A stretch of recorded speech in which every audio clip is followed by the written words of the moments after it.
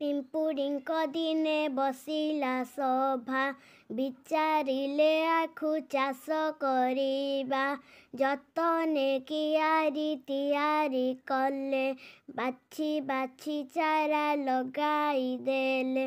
କିଆରିରେ ଦେଲେ ବାଡ଼ ଘେରାଇ, ପାତି ମାଙ୍କଡ଼କୁ ଦେଲେ ଜଗାଇ। ବଢ଼ିଗଲା ଆଖୁ ହେଲା ପାକଳ, ହାତୀର ପାଟିରୁ ଗଢ଼ିଲା ଲାଳ। ଆଖୁ କିଆରିରେ ପଶିଲା ହାତୀ, ଚମ୍ପା ଗଛ ଡାଳୁ ଡାକିଲା ପାତି। ଶୁଣିଲେ ପିମ୍ପୁଡ଼ି ଆସିଲେ ଧାଇଁ, ହାତୀ ପିମ୍ପୁଡ଼ିଙ୍କ ହେଲା ଲଢ଼େଇ। ପିମ୍ପୁଡ଼ି କାମୁଡ଼ା ସହି ନ ପାରି, ହାତୀ ପଳାଇଲା ଜୀବନ ଧରି। କିଆରିରେ ହାତୀ ରହିଲା ନାହିଁ, ଖୁସିରେ ପିମ୍ପୁଡ଼ି ଉଠିଲେ ଗାଇ।